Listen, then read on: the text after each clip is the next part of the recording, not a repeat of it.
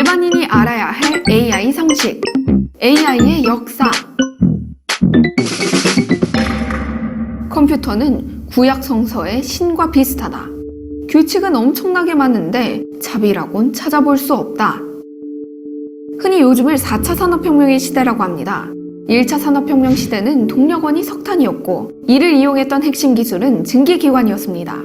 2차 산업혁명 때는 동력원이 석유와 전기로 확장됐고 3차 산업혁명 때는 컴퓨터와 인터넷으로 상징되는 신기술이 시대의 아이콘이 되었습니다.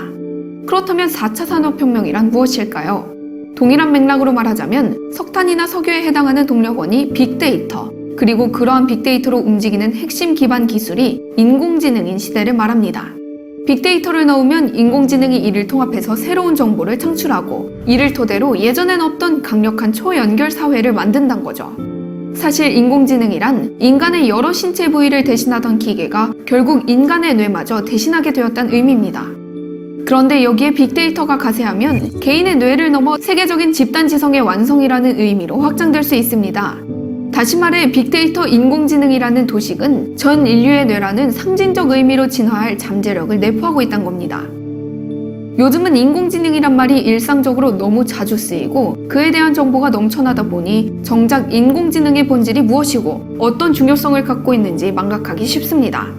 그래서 첨단 기술의 과학에서는 4차 산업혁명 시대 일반인도 꼭 알아야 할 AI에 대한 상식을 두 편에 걸쳐 소개할까 합니다. 1편은 AI의 본질과 역사, 2편은 AI의 현재와 미래를 AI가 다양하게 활용되고 있는 분야와 관련해서 정리한 이른바 AIX입니다. 카오스 재단은 2020년 봄 첨단 기술의 과학이라는 주제로 8회 강연을 준비했고 가을에는 AIX를 주제로 강연을 기획하고 있습니다. 앞으로도 많은 관심 부탁드립니다. 그럼 이제 인공지능이란 도대체 무엇인가? 라는 문제로 1편의 이야기를 시작해보겠습니다. 인공지능을 알기 위해서는 먼저 지능이 무엇인지를 알아야 합니다. 존스 홉킨스 대학의 석좌 교수이자 지능 전문가라 할 수 있는 이대열 교수의 말을 빌리자면 지능이란 다양한 환경에서 복잡한 문제를 해결하는 능력이라고 정의할 수 있습니다. 이렇게 정의하면 인간뿐 아니라 거의 모든 생명체가 지능을 갖고 있다고 할 수 있습니다. 왜냐하면 동물은 말할 것도 없고 식물이나 심지어 미생물조차도 어떤 문제에 봉착해서 이를 해결할 수 있는 진화적 능력을 갖고 있기 때문입니다. 이를 자연지능이라 한다면 인공지능이란 이러한 자연지능의 본질을 규명해서 이를 인공적으로 재현한 것을 말합니다. 사실 인공지능을 과학적으로 정의하면 지능을 모방해서 특정한 문제를 풀기 위한 기술인데 이를 약한 인공지능이라고 합니다. 그렇다면 여기서 한 걸음 더 나아가 인간처럼 생각하고 감정과 의식을 가지며 창의성을 발휘하는 기계는 강한 인공지능이라 부를 수 있을 겁니다. 만일 이렇다면 미래학자 미치오 카쿠의 얘기처럼 인공지능을 인공정신이나 실리콘 의식으로 불러도 무방할 겁니다. 하지만 많은 과학자나 공학자들이 얘기하는 인공지능은 지능이라는 본연의 의미에 충실한 약한 인공지능이라 할 수 있습니다. 강한 인공지능 또는 인간의 수준을 넘어서는 초지능에 대해서는 앞에서도 많이 언급했으니 여기서는 약한 인공지능이라는 보다 현실적 관점에서 이야기를 전개하기로 하겠습니다. 인공지능의 역사는 언제부터일까요? 1950년 앨런 튜링이 튜링 테스트를 제안한 것이 그 아이디어의 상징적 시작점입니다. 하지만 1956년 존 메카시 등이 주도한 다트모스 회의를 본격적인 출발로 보는 것이 일반적입니다. 이 회의에서 처음으로 Artificial Intelligence, 즉 인공지능이라는 용어가 탄생합니다. 다트모스 회의 이후 AI의 역사에는 3번의 황금기와 2번의 침체기가 있었습니다. 이를 간략히 개관하면 다음과 같습니다.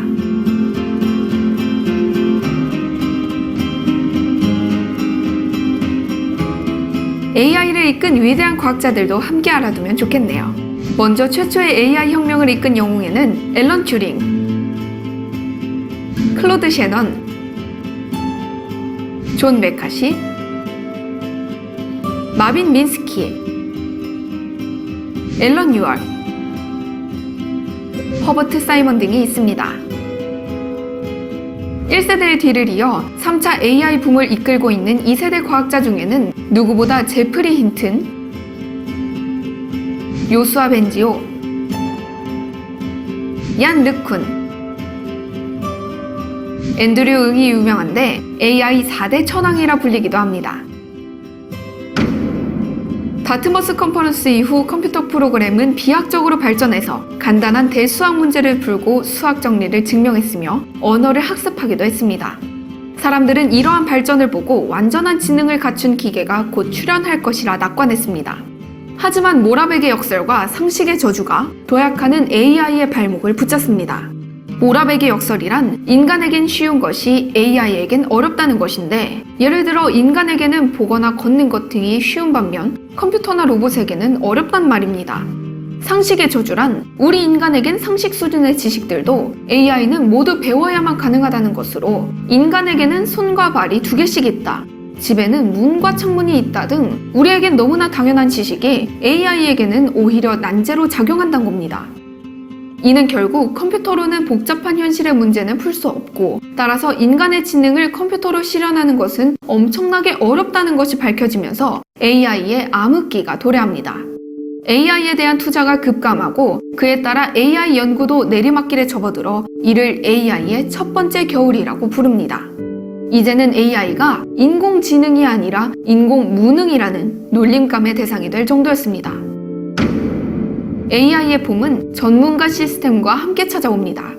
간단히 말해 컴퓨터에 지식을 넣으면 똑똑해질 거라는 발상으로 모라백의 역설과 상식의 저주를 전문가 시스템으로 돌파한 것입니다. 지능 전체를 구현하기보다 부분적으로 구현하자는 것으로 기계를 끝없이 가르치는 것 외에 지름길이 없다는 것을 인정한 것입니다.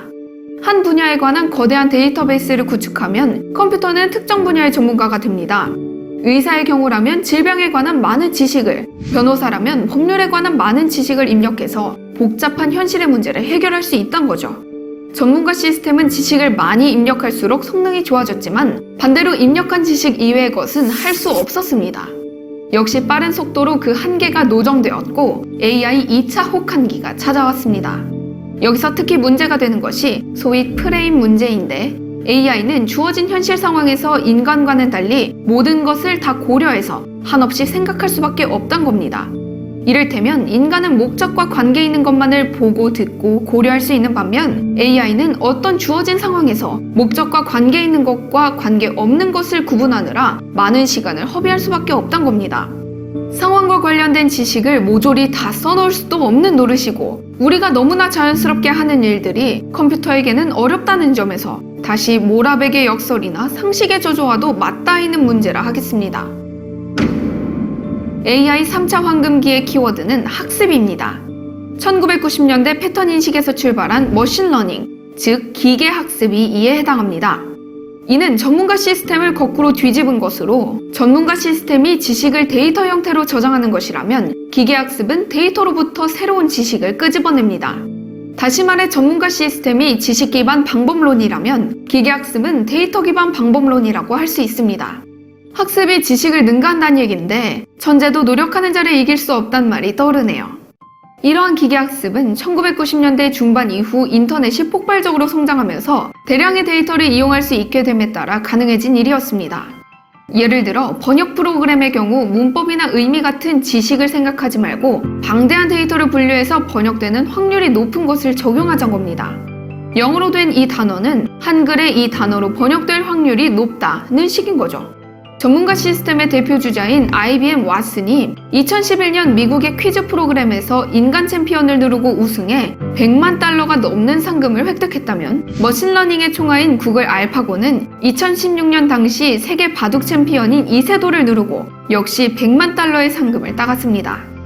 여기서 학습이란 근본적으로 데이터를 특징에 따라 분류하는 것을 말하며, 대표적인 방법으로는 뉴럴 네트워크, 즉 인공신경망이 있습니다. 생체 뉴런의 정보 전달 방식을 모방해서 마치 우리가 학습하면 뉴런이 강화되듯이 학습 과정에 중요성을 부여하자는 아이디어였습니다. 이를테면 군대의 지휘관이 10명의 척후병으로부터 적에 대한 정보를 수집한다고 할 때 각 척후병의 과거의 정보가 유용했는가에 따라 척후병이 수집한 정보에 가중치를 부여한다는 발상입니다. 그런데 이런 기계학습에도 커다란 난관이 도사리고 있었습니다. 방금 전에 학습이란 특징에 따라 데이터를 분류하는 것이라 했는데, 이러한 특징들은 인간이 입력할 수밖에 없고 이것이 기계학습의 최대의 난제임이 드러난 것입니다. 고양이를 인식하는 문제를 예로 들어보겠습니다. 갓 태어난 아기는 눈이나 귀로 들어오는 정보의 홍수 속에서도 고양이의 특징을 발견하고 이를 고양이로 인식하는 방법을 학습합니다. 진화적으로 내장된 툴이 무의식적으로 작동한 거죠. 이처럼 우리는 우리의 뇌가 어떻게 하고 있는지는 모르지만 고양이를 구별할 수는 있습니다. 하지만 인간이 컴퓨터에게 이러한 특징들을 가르치려 한다면 바로 문제가 생깁니다. 우리의 뇌가 작동하는 방법을 모르니 컴퓨터에게 제대로 가르칠 수가 없는 겁니다. 이를 피처 디자인, 특징 설계의 문제라고 합니다. 이러한 특징 설계의 문제를 돌파한 방법이 바로 심층 신경망, 딥러닝입니다. 데이터를 바탕으로 컴퓨터가 스스로 특징을 만든다는 얘기로 특징 자체를 학습하는 진정한 의미의 학습이라 할 수 있습니다. 이전의 기계학습이 주입식 교육이었다면 딥러닝은 자율학습이라 할 수 있겠네요. 예를 들어 보겠습니다. 우리나라 전국 도시의 미세먼지 수준을 예보하기 위해 8개의 입력값을 선택한다고 가정하겠습니다. 여러분이라면 어떤 입력값을 선택하시겠습니까? 가장 먼저 떠오르는 생각은 전국적으로 대표적인 8개의 도시를 선택하는 방법입니다. 물론 8개의 도시가 한 곳에 몰려있으면 안 되고 적당히 퍼져 있어야겠죠? 이를테면 다음과 같이 선택하면 좋을 것 같습니다. 하지만 다른 방식으로 8개의 입력값을 선택할 수도 있습니다.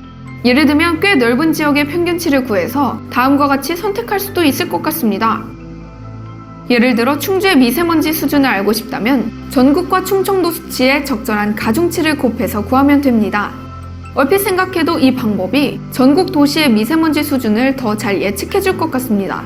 일반적인 기계학습은 이러한 특징들을 인간이 입력해주지만 딥러닝의 경우 AI가 데이터로부터 가장 적절한 특징들을 스스로 찾아낸다는 겁니다. 딥러닝은 2006년 제프리 힌튼이 심층 신경망의 가중치를 결정하는 알고리즘을 개발함으로써 본격적으로 시작됩니다. 하지만 딥러닝 방식이 제대로 가동하려면 컴퓨터의 속도와 데이터 양이 엄청나게 증가해야 했습니다. 2010년대에 접어들어 고속병렬 그래픽 처리 장치 GPU와 빅데이터라는 두 가지 중요한 발전으로 마침내 딥러닝은 빅뱅을 일으킵니다. AI의 역사에서 우리는 2016년 알파고를 가장 중요한 사건으로 기억하고 있지만 사실상 2012년 이미지 인식대회에서 제프리 힌튼이 주도한 토론토 대학의 슈퍼비전이 압도적 승리를 거둔 사건이야말로 AI의 역사상 가장 중요한 사건 중 하나일 겁니다. 대부분의 AI가 에러율 26%를 보이고 있던 시기에 슈퍼비전은 15에서 16% 에러율이라는 경이적인 수치로 우승을 차지한 겁니다.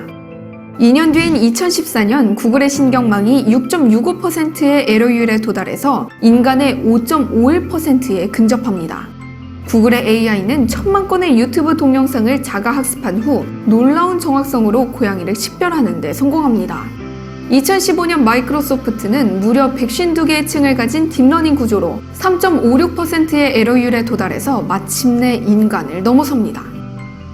이상으로 1956년에서 2015년까지 대략 60년간의 AI 역사를 간략하게 궤관해보았습니다. 사람의 인생과 마찬가지로 AI도 수차례의 부침을 겪었네요. AI의 역사에서 그 패러다임이 탐색에서 지식으로 그리고 학습으로 키워드가 변해온 것을 확인할 수 있습니다. 그리고 AI와 머신러닝, 딥러닝을 헷갈려 하시는 분들이 많은데 이제는 확실하게 구분하실 수 있으리라 생각합니다. 인공지능의 여러 방식 중 학습에 기반을 둔 것이 머신러닝이고 딥러닝은 머신러닝 중에서 스스로 학습하는 최신의 기법이라고 할 수 있습니다. 다음에서 AI의 역사를 다시 한번 간략히 정리하면서 오늘 얘기를 마치겠습니다.